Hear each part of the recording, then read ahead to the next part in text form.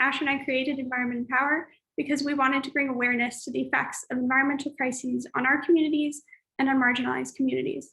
We also want to start conversations about the environment that take into account humans' relationships to each other in the environment, relationships that are impacted by social, political, and economic power.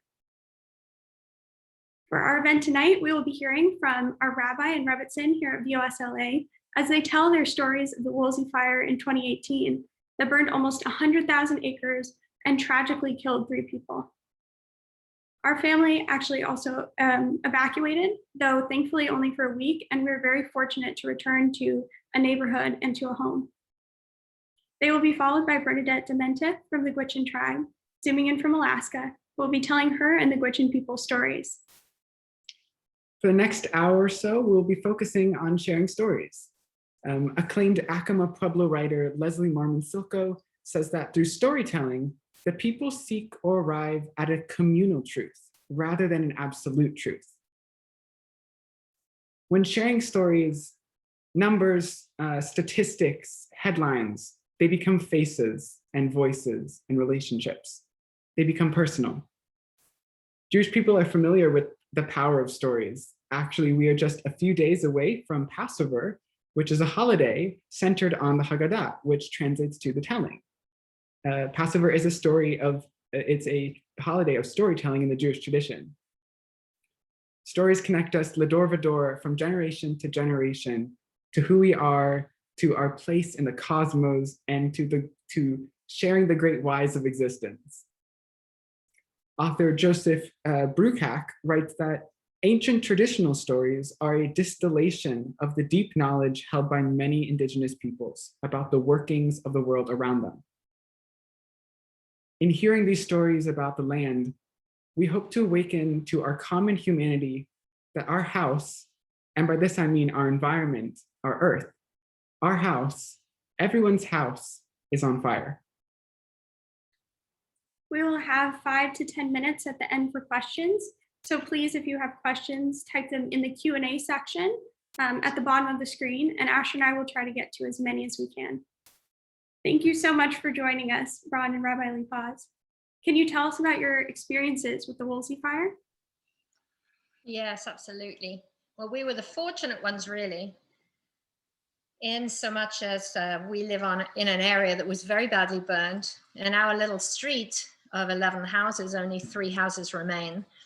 And this is an ongoing story because there are no houses on our street that are completed yet, and most of those houses haven't even been started, to being replaced. So, but you wanted to hear about our experience. It was difficult for us because we weren't here. We were on sabbatical.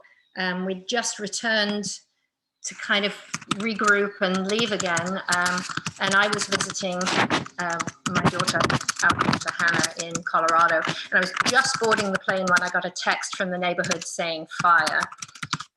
And I was literally just walking on the plane. So I texted Ron and Jonah, our son, and my sister who lives locally, and just said, if it does come to be, an issue, can you help evacuate? Because I'm on my way to Colorado. And she said, of course. I then flew to Colorado, and I got there. And by the time I actually got into, into Hannah's apartment, it was starting to be on the news in a big way. So I called Ron, who was a rabbi, who was already an hour north, heading north. Jonah was an hour in the other direction, working a job and couldn't leave. So I called the rabbi's mother and sister and said, look, it may well be that you need to be heading to our house. We had livestock and obviously belongings, and animals in our house too, 2 cats and a bird. And so it was very important that we got back as soon as possible. And I know that you started then heading back from north.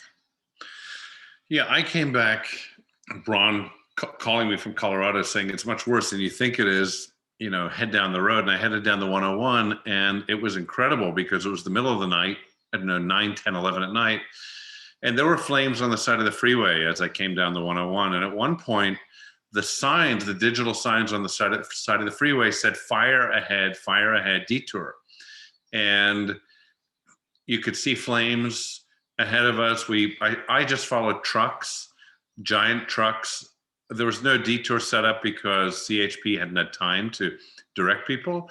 But really what you needed to know was get off the freeway. So I got off the freeway, and I figured these 18-wheelers, these guys probably have a better sense than I do of the roads. And I just followed them around fires through the hills, ended up coming down through the Moore Park area where there was even more fire, and then ended up coming to the quiet of Agora, where it didn't seem like anything was happening at all. So it felt like a false alarm. And I got to the bridge of the 101 and Canaan Road, and I really had this strange sense of calm. There wasn't what I expected, which was lines of cars at the gas station, people filling their tanks that we'd seen in fires years ago in the same area. And I may have been on the phone with you or with other family to say, I think things are okay. And I drove home, and I got back to our neighborhood, and I noticed that it was very quiet. It seemed like everybody was in their houses. All of the horse trailers, because we're in a horse area, were there. It didn't seem like anybody had evacuated. They already had. And we went into our house. And my son was here. He'd been working on a job, and he said, Dad, I can't help. I'm on this job till midnight, but he ended up getting off early. And he came home, and thanks to you having a fire evacuation plan posted on the fridge, he just grabbed it. And he went room to room saying, I need that, and I need that, and I need that. And the only thing that he didn't grab were the animals. One of the things with animals is they sense your concern, they sense your panic. Try and catch an animal, even a cat, when you're stressed, the cat runs in the opposite direction. So I got back, and things were calm and quiet here. He was here, and he had everything stacked, ready to go. But he said, Dad, I don't know if we need to do this. Do we need to evacuate? You were saying you need to evacuate. Was your mom and sister here? My mom and sister arrived, and I said, I don't know, may have been a false alarm. Yeah. So I was doing the unthinkable and gluing myself and Hannah actually to the news, and we could see the fire coming. And they were in this little valley of calm, and I was going, you have to get ready. You have to get ready. It's coming. It's coming. And they were going, people are here. There's nothing happening. And it wasn't windy, so there wasn't a sense of urgency. So there really wasn't. And I literally sat up all night with Hannah watching the fire come through our, town after town after town as it came into our little rural area. And at the time when it crossed the 101 freeway, which is, as the crow flies, really not very far from where we are, with a huge state park. It was just unbelievable. The wind got up and it flew. It took 20 minutes to get from the freeway. And in that 20 minutes, they needed to leave the house. The sheriff was at the front door saying, you need to evacuate. It wasn't an option. You need to evacuate. And then we scrambled. And not only were we loading the cars that we had, but then Jonah and I went up to get the livestock, which meant sheep and goats and chickens and a tortoise. Well, the tortoise weighs over 100 pounds. So bringing him down the hill on a blanket, putting him in the back of my Jeep was one thing. Then to try and get the sheep, Jonah had made a lasso. That was the best thing he could do. And it was a good idea. And we were trying in the dark with a flashlight to wrangle these sheep and goat, and they were panicked, and it was just a dust storm. We couldn't get them. And we had to leave them. And I said to Jonah at one point, Jonah, we have to leave them. It's not safe. We need to get out of here. What we're going to do is open the gates for all the animals, the hen house, the chickens, the ducks, everything, and hope that they fare well. And he got so upset, as he might have, that we were having to do this. And I mean, he and I stood holding each other, tears in our eyes, thinking that we were walking away from animals that we were responsible for. And we took the animals that we could, of course, all the animals that were indoors, the tortoise as well, and we headed out. And we watched the news, and we watched the news, and we watched the news through the night from my sister's house. And then there was, I think it was the next day when we were trying to work out what had happened. and a neighbor called me, the neighbor who lived next door. And he said to me, I've got terrible news. I'm sorry to tell you, but all of the houses on our street are gone.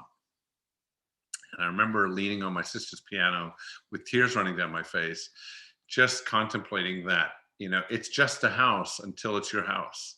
And I just suddenly thought about my home, our family. Just, it's too overwhelming to think about at the time. It's no longer just a house.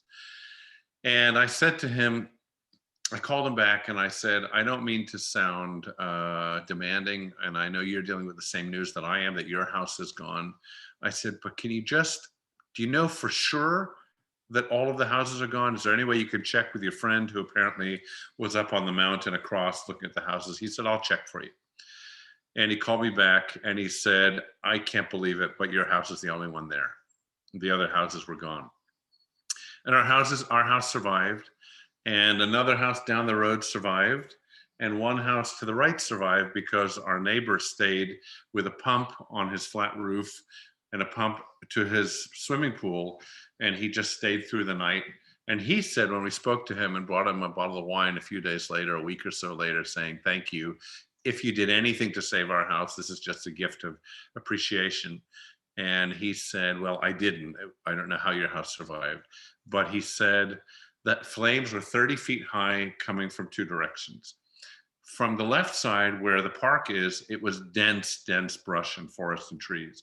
And above us, it's a mountain full of not only houses, but dense forestry as well.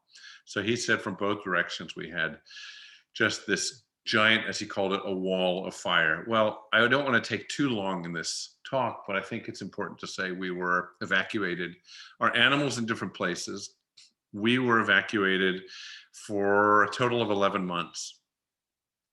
And I say the animals ended up going through two fires because dear friends in the synagogue said, we'll take the cats and we'll take the parrot, and they did. And then they ended up having a fire in their house, which was too unbelievable, but separate. But anyway, it was an incredible thing to go through, to realize that we are living on the land as we always know. I mean, we're really in a rural area, no sidewalks as you are, you know, Asher and Lucy, no street lights. We're really living in and with nature. And sometimes you realize how delicate and how fragile that existence is. Yes, absolutely. I mean, I had a slightly different experience because I felt helplessness to all that. I couldn't get there. I couldn't reach it. I had to break the news to Hannah that the house was gone, and then re-break the news to her that it wasn't. And we went through, it was enormously, impactfully traumatic for everybody involved on some level or another for some reason. You know, we ended up losing all the houses behind us, all the houses to the left bar one, and all the houses in front of us. You know, and I would say we're the lucky ones, but our beautiful, peaceful neighborhood is going to be a building site probably for the next 5 or 6 years. And it's worth saying that nobody who lost their house is in a house yet. It's been 2.5 years since the Woolsey Fire.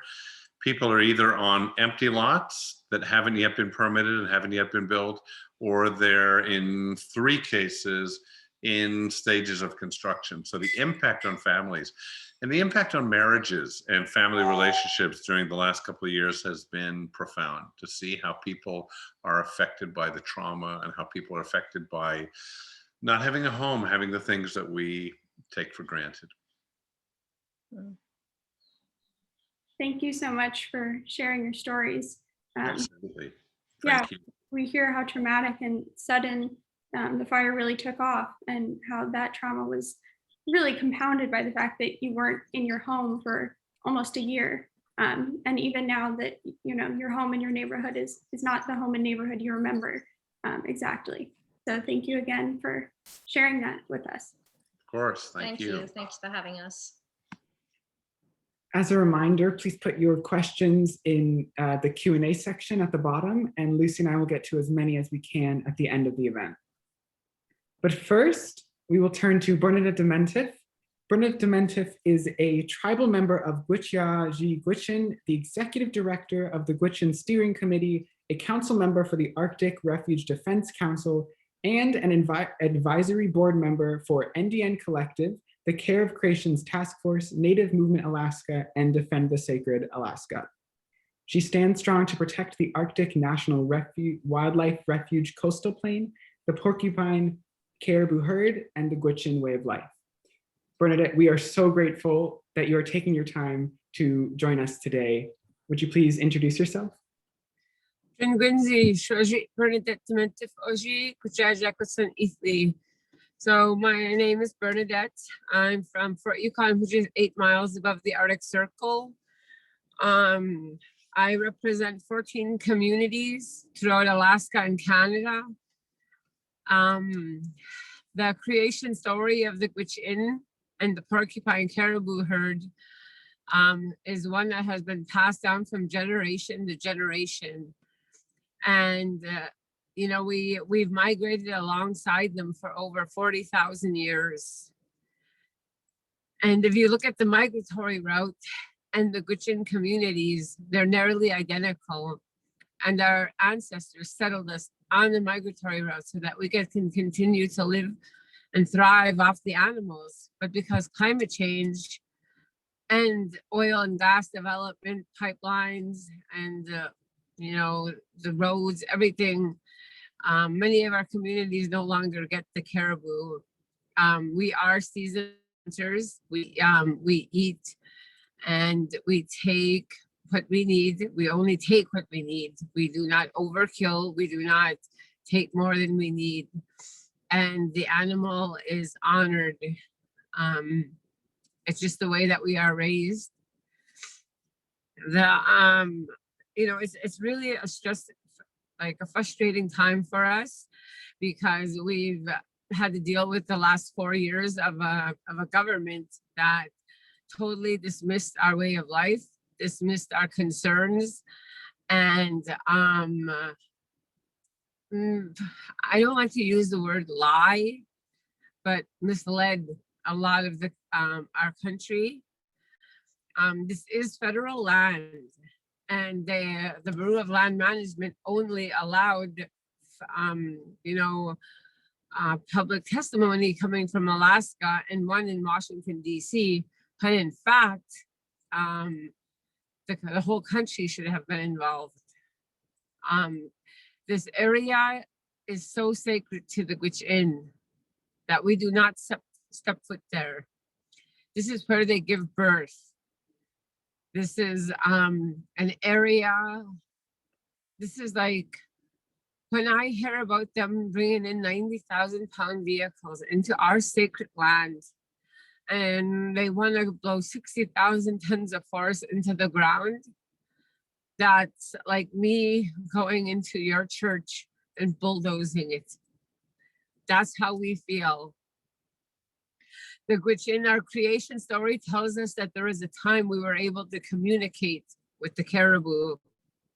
And we made a vow to each other to always take care of each other. And it has been told to us that a piece of the caribou heart lies within our heart, and a piece of our heart lies within the caribou.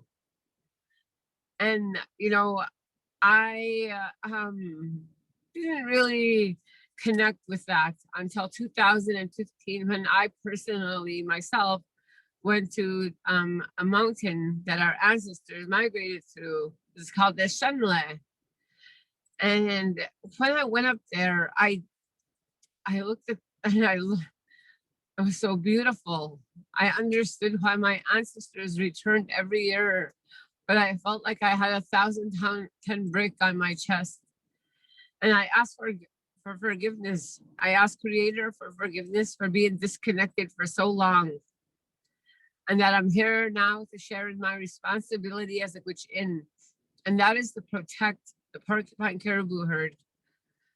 We are interconnected to our land, to our water, and to our animals.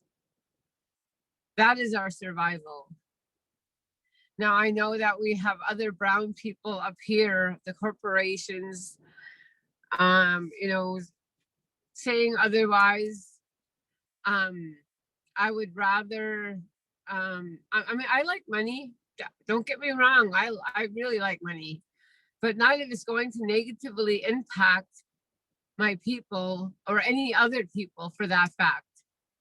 And many people think that this is just an Inupiaq or Gwich'in issue.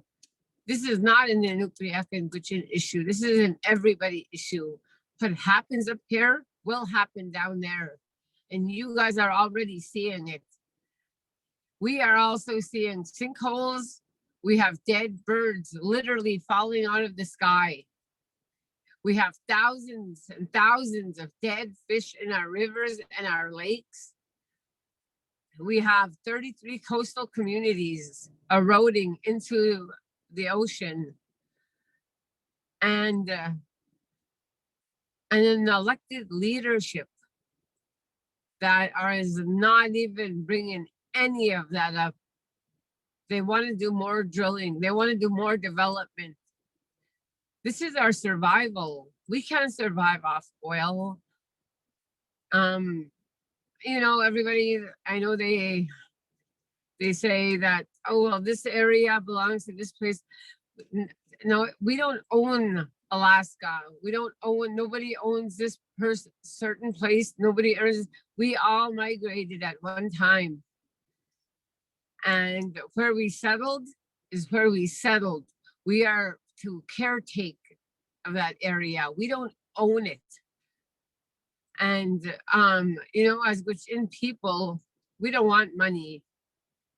We want a healthy future for our future ancestors. I have 6 grandchildren, and I am very concerned about their future. We have ticks. I never even knew what ticks were until last year. I mean, they're these nasty little critters that they can affect humans, animals, your pets, and they can give you Lyme disease. This is something I've never even heard of before. And you know, the Gwich'in, so Situ, grandma, Sarah Abel, she called upon the first Gwich'in gathering that was held in over 150 years. And that was in 1988. And they chartered people over from the Canadian side.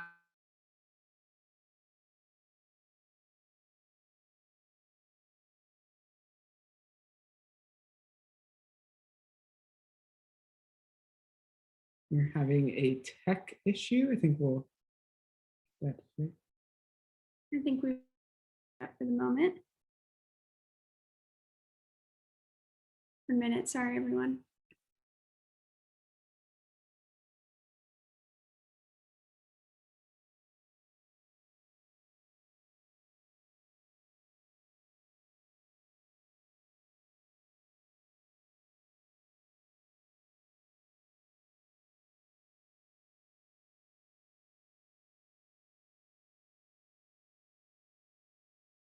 I think she'll just be rejoining too.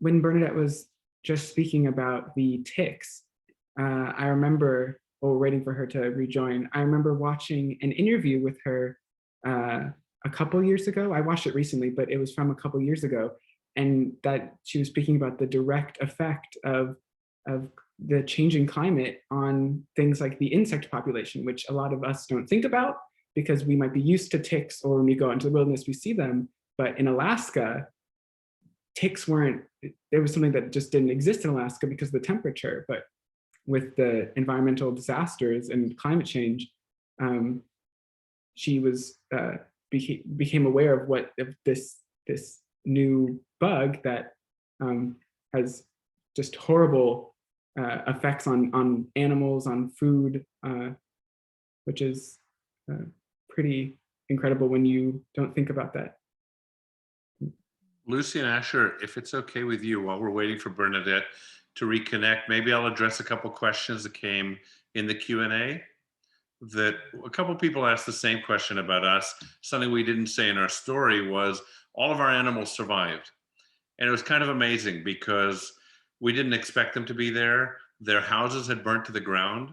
And we came back as soon as we were let in by the sheriff to return to our homes, to our area. A few days later, we were all waiting at the border, which was on Agoura Road, where the sheriffs had blocked access to the area. We finally got in, rode in on the back of a pickup truck. Jonah and I came to our street, saw the melted cars and all the ashes of houses and belongings. And our neighbors then came with spoons and they were sifting and with sieves sifting through their houses, the remains, to see if they could find anything. And Jonah and I came, and there were some firemen on our property, and they were putting out some burning embers. And I said to them, "Did you by chance see any animals?" And they said, "Are these chickens yours?" I said, "Yeah." They said, "Well, we thought," I said, "I assumed they'd be roasted." They said, No, they're running on the hillside." So the chickens had survived, and the goats, when we got up to the house, I see Bernadette here, so I'll just briefly finish. The animals were there. Everything around them, the structures had burnt to the ground, but they survived. Thank you for answering those questions while we were waiting for their minutes. I never thought that this would happen in Alaska, but it says my phone got too hot. Oh no. Oh. Yeah, that's the first. Usually you would say it got too cold. So, but do you guys want to finish what you were saying, or do you want me to continue? Please continue. Yeah, please continue. Okay. So Sitsul, which means grandma, Sarah Abel, she called on the first gathering that was held in over 150 years that our people gathered from both sides of the border. And they gathered in Arctic Village, and they organized the Gwich'in Steering Committee. So our mission is to protect the porcupine caribou herd, which in return protects the Gwich'in way of life. We hold high value to the porcupine caribou herd. We do not worship them, but we hold them to such high value. And right now, our food security is going into food insecurity. And that's very concerning for us. So during the time that the Bureau of Land Management was having their government to government consultation, I'm from Fort Yukon, so I went to every single hearing, except for the ones up north. And they ignored everything that we've brought up. We were dismissed. Our voices were dismissed. We have people coming into our homelands, making decisions about our future, and they're not involving us. And we will no longer stand for that. Don Young married a Gwich'in woman, so all of a sudden he thinks he speaks for us all, which is nonsense. First off, nobody speaks for us but us, and we will not back down from protecting the porcupine caribou herd. We will not back down. We will not allow anyone into our sacred lands. This is very sacred to us. Birds from 7 different continents migrate to this area. Their droppings, it helps the food grow for the animals, especially for the caribou. At that precise time of the year, they need that nutrients. Mosquitoes can kill a newborn calf. So the wind from the ocean, it helps with that. It helps the mosquitoes, and it's such a flat area that you can see when predators are coming. A 2-day-old calf can run faster than a wolf. I mean, that's just amazing. They're amazing animals. And this is the last land migration animals on the planet that travel this distance. And it's in our backyard. I mean, you know, everything is not for sale. Our culture is not for sale. Our way of life is not for sale. Our identity as Gwich'in people, our identity as indigenous people is not negotiable. You know, if you look across the country right now and you see what's going on, like this pandemic, how scared it has everybody. Like, I know my family's gonna survive. I know we can go out and live on the land, and you know, but not everybody can. And we don't only do this for ourselves. We do this of all mankind. And that is what our elders directed us, to go out and tell the world that we are here, to do it in a good way and not to compromise our position. Now, that do it in a good way, it's a very simple sentence. It's a very simple sentence, but that is not always easy. It's not always easy when you're up against dishonesty, when you're up against a government that puts profit before people. You know, I couldn't even come out of my house for 3 days because of fires. We had record-breaking fires up here. I couldn't let my dogs out to run. I couldn't let my kids out to play. Everything smelled of smoke. We couldn't see even 50 feet in front of us. I mean, it sounds like it was a lot worse down where the other group of people were, but you know, it's going to start happening more and more. And we can't slow down climate change. We can't stop climate change, but we can prepare our future generations. I believe that what frustrates me is that we have young children, we have young people so worried that they're having, you know, these Zoom calls and for a problem that they didn't commit, that they didn't have anything to do with. And it frustrates me that we don't have more people stepping up, because you guys should not be fighting this alone. We should be standing beside you. It wasn't a problem that you created. And you know, the Gwich'in, we will never stop fighting. We will never stop fighting. We stand with you guys. You know, we've been going to the United Nations. We've been going to Congress. We've also got the national, you know, natives. We've done a lot of work. We have also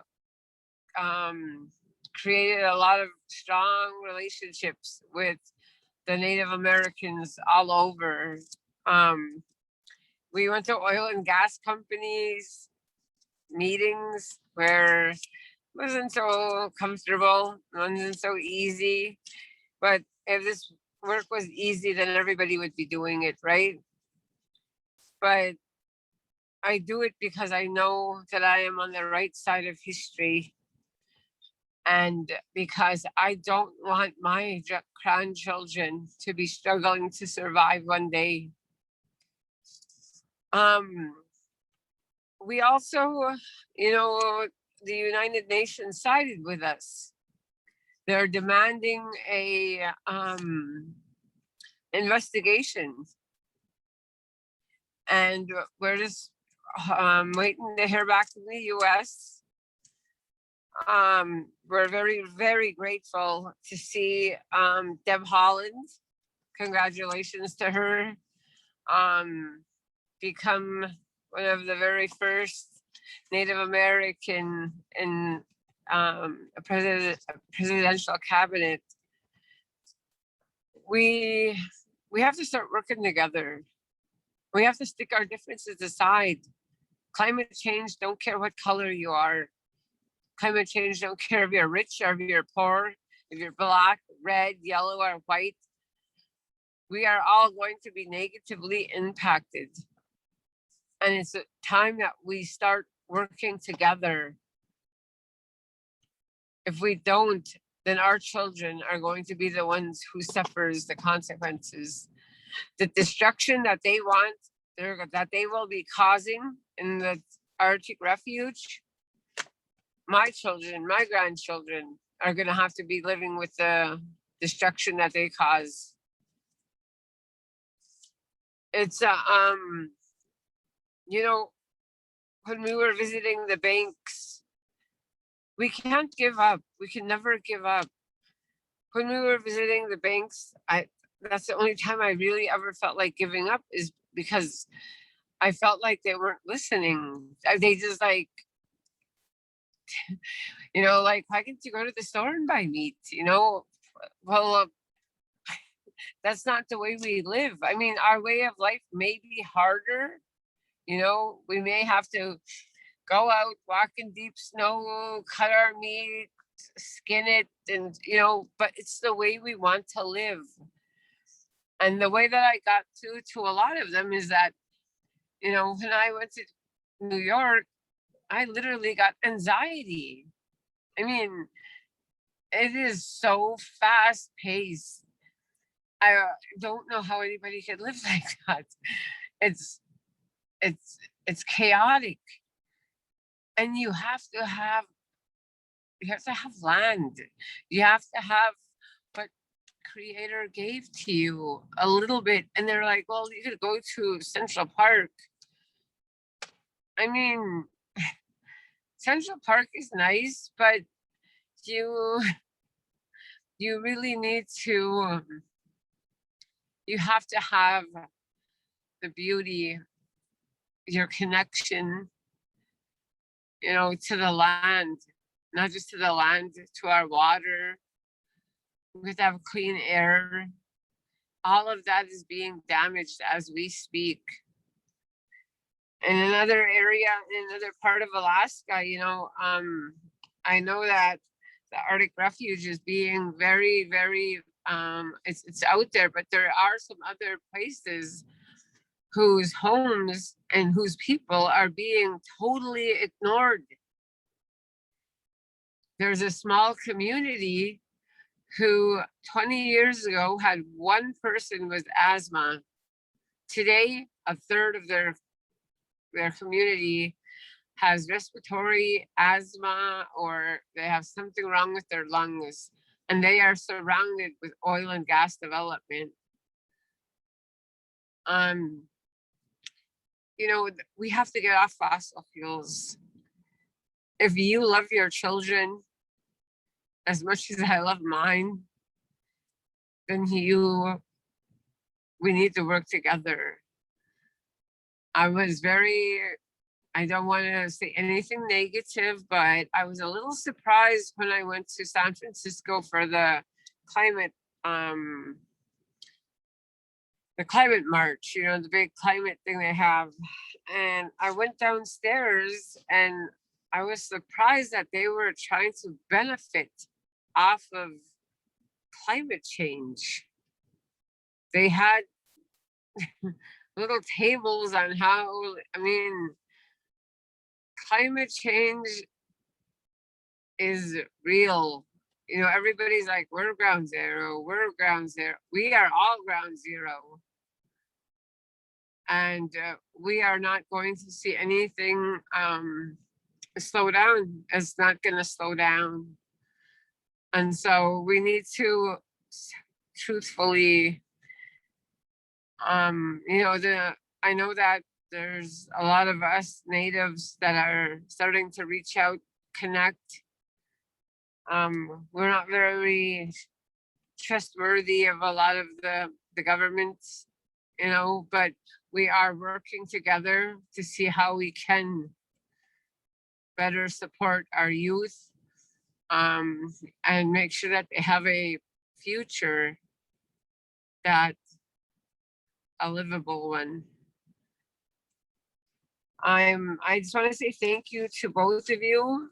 I have a youth council also that we designed. And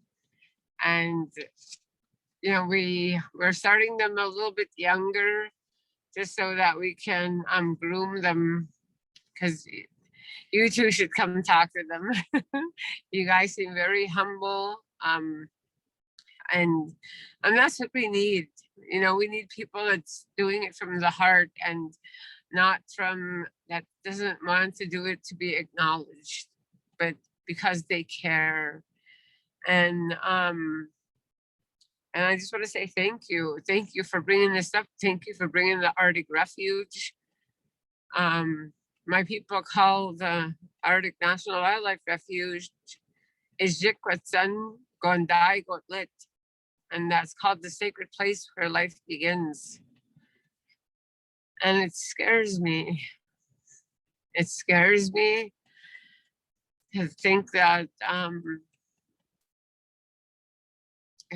it's going to be destroyed. That I'm going to fail. And it's the last thing I want to do is fail my people. So it's good when we have people like you, people from all over reaching out, and we're going to do this together. We are going to protect Mother Earth together, because it's not only about the Arctic Refuge. It's about. I talk to people from Australia. I talk to people from Africa, to Brazil. I mean, everywhere it's chaotic. And I have hope. I've never lose hope, and that's the one thing that keeps me going, is people like you. So on behalf of the Gwich'in Nation, I just want to say Masi Chow. Thank you so much. Thank you for sharing your stories and the Gwich'in people's stories and the importance of your natural land and of the porcupine caribou. Thank you so much for speaking from your heart and for really bringing us into your world. We have a few questions that have been posted in the chat, and we have a lot of questions along the lines of what can people in our communities do to support yours? How can we help? And what can we do that comes from a place really from the heart and not of this paternalistic sort of trying to quote unquote fix things for you? We want to be part of this together. Right. So I would share our story. There's a very, very good film going around called Public Trust. It talks about public lands and the government and how they kind of sold off a lot of it. That's a very good. And then there's another one called Gwichyaa Zhee. That's where I'm from, Fort Yukon, the people of the flats. So although that we're the Gwich'in Nation, we're all different Gwich'in. Like the Bernadette Demientieff is people of the lakes, Gwichyaa Gwich'in, people of the flats, Gwichyaa Zhee Gwich'in, people of Black River. So it's just different. But the one thing that we do stand united on is the protection of the calving grounds of the porcupine caribou herd. And you know, we have a website, it's ourarcticrefuge.org. We will be also sharing, you know, we don't go to the coastal plain, but we do go to the Arctic Refuge. And the coastal plain is just on the coast, the upper coast, and that's where they go to give birth. Now the rest of the Arctic Refuge we are allowed to step foot on. You know, go there and visit, make your own connection, and then if you can't do that, then these films, I'll send you some of them. Are really good to watch. They bring you to our homes. They bring you to why we fight so hard. You could also look up Gwich'in gatherings. They share a lot. And the reason why we felt that we had to organize a youth council is because as long as there's resources up there, this is always going to be an issue. So we are trying to, educate and update our next generation to make sure that there's never drilling in the calving grounds. Thank you. Yeah, we have a comment. Someone says that they see a similarity between Bronwen's description and Bernadette's, the feeling of watching and not being listened to, and the trauma and that feeling of helplessness. And we've heard that both of you mentioned how being together really strengthened and brought hope. So thank you for sharing your stories. Do we have any other important questions?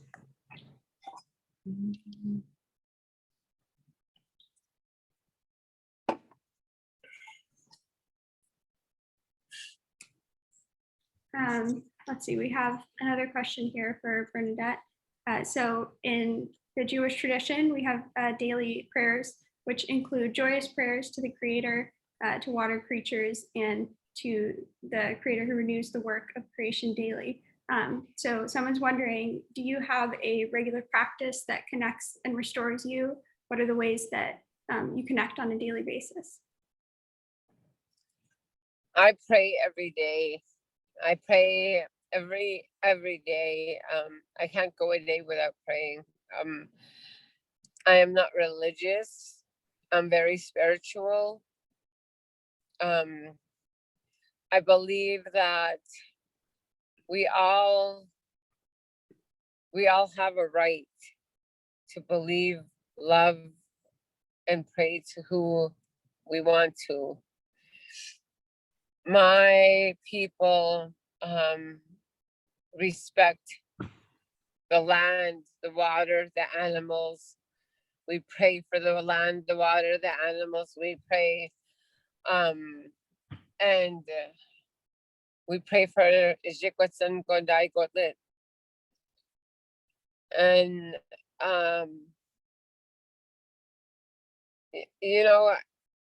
I believe that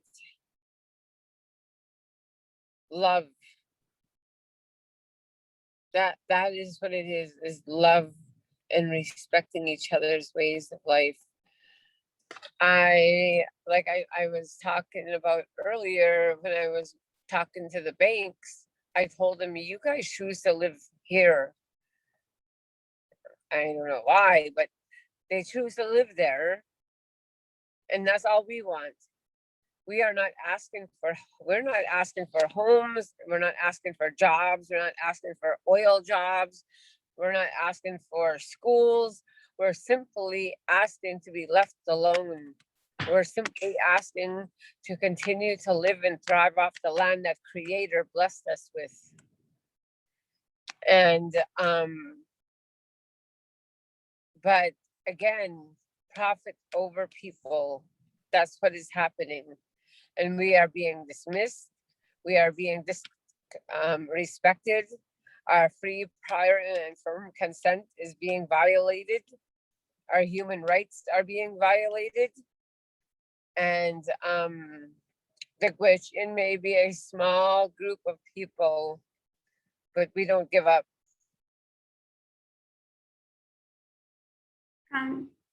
With this question of, thank you. With this question of the sort of the legal challenges that you faced, do you know if there's any legal way that people can help out? Is there any legal framework that supports the protection of the caribou?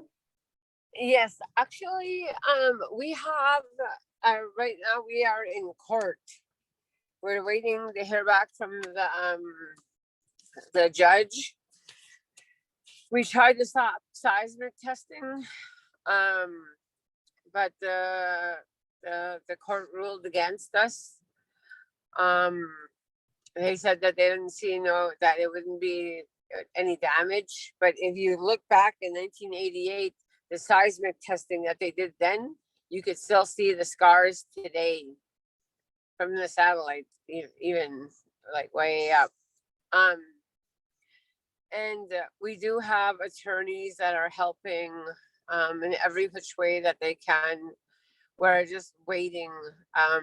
And I always say, like, that was, that there was supposed to be seismic testing this year.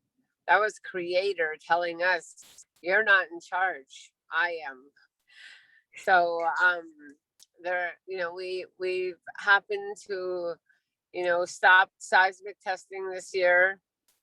Next year is going to be a new year. We will need your support. We will need your help. We will need you to share the stories. We will need, Trustees of Alaska is our attorneys who have been doing amazing work. They've been with us for 30 years. And yeah, we absolutely refuse to give up. I hope we don't have another Standing Rock, because we do not want people in cold Alaska. We don't want people to be putting themselves at in danger. And our elders directed us to do this in a good way. And I'm not saying that standing your ground is not a good way. It's just that Alaska is a lot different than other communities where you're standing out, you're camping out, and it's very rural. So I'm hoping that it doesn't have to come to that, but we will do anything and everything to protect the calving grounds, to protect the porcupine caribou herd. Yeah, thank you. We have a question here. I would love to know how to visit in a sustainable way rather than through predatory ecotourism groups. What exactly does that mean? Like, how should people go about visiting you? Should they be looking at tours or at big companies, or do you suggest that people visit the land themselves and really make it a personal journey? Sure. You can probably go to our arcticrefuge.org, and you can email us at betty@gwichinssteering.com, or at ourarcticrefuge.org. Thank you. Yeah, that's a great way for people to learn more information about specifics and get involved.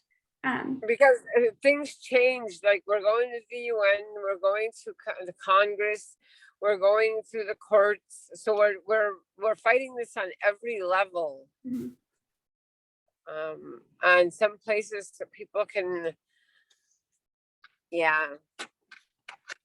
Thank you. Another question is, what are some things that are normalized in our society that you find are disrespectful or misrepresentative of your community? Sure. ANWR. We do not use the acronym ANWR. That minimizes the true value of what this place represents. You listen, it drives me completely nuts when people say ANWR. I usually use the Arctic Refuge or the calving grounds. But ANWR, it's the opposite side uses it just to minimize the true beauty. You guys seen the true beauty of it.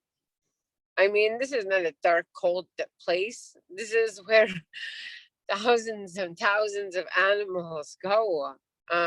Even the whales, they go all the way around the world, come back and give birth. This is a place where birds migrate to give birth. I mean, there's something special about this place, and it's bringing all of us together. Look, it's bringing us together, even though we're not face to face. It's bringing us together. This is how special this place is. And there are,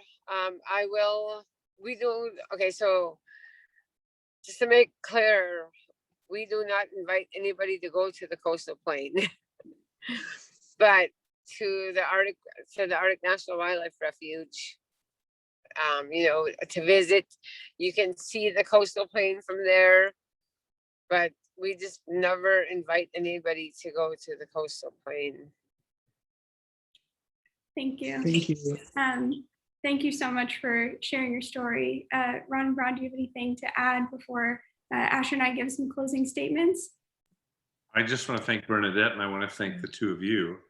It's been really enlightening, and I've been up to Alaska a few times. I know the beauty that you're speaking of, and I understand why you're making this your life work to protect it, not only for yourself, but for the generations that will come. So thank you. Yeah, thank you. Thank you, everybody. Bernadette, that was really beautiful. Thank you for sharing. Thank you. Thank you also. Thank you for everyone for showing up, for telling your stories. Thank you to everyone who joined us. As Bernadette mentioned, you can go to the website to learn more, to help their community, share stories. That's very important.